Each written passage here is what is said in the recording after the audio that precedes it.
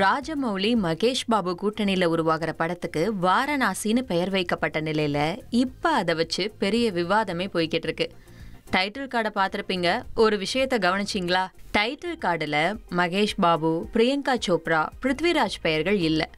பொதுவா title card போடுறப்போ hero heroine பெயரோட போடுறது தான் வழக்கம். ஆனா ஏன் வாரணாசி டைட்டில் கார்டுல அவங்க பேர் இடம்பெறல தெரியுமா? இது ராஜமௌலியோட ஸ்டைல். ஏன்னா அவரோட படங்கள்ல ஒரு புது உலகத்தையே பார்க்கலாம். அவரை பொறுத்த வரைக்கும் ரசிகர்களுக்கு படத்தோட கேரக்டர் தான் நினைவுல இருக்கணும். அதுல நடிச்சிருக்க செலிபிரிட்டி யாரு அப்படிங்கிறது இல்ல.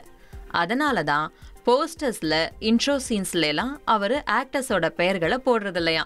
இசையமைப்பாளர் இளையராஜாவும் அவரது மகனும் இசையமைப்பாளருமான யுவன் சங்கர் ராஜாவும் முதல் முறையாக இணைந்து கொம்பு சீவி படத்திற்காக பாடல் பாடியுள்ளனர். பொன்ராம் இயக்கத்தில் சரத்குமாருடன் சண்முக பாண்டியன் இணைந்து நடிக்கும் கொம்பு சீவி திரைப்படம் டிசம்பர் மாதம் வெளியாகிறது.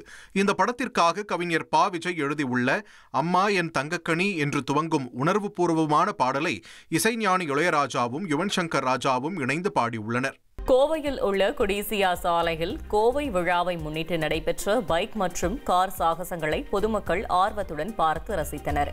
சாலை பாதுகாப்பின் அவசியத்தை வலியுறுத்தும் விதமாக இந்நிகழ்வு நடைபெற்றது.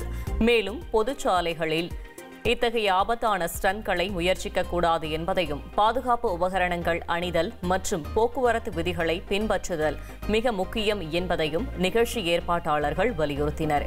உங்கள் தந்திவன் தொலைக்காட்சியில் அரசி தினமும் பிற்பகல் 2 மணிக்கு காண தவறாதீர்கள்.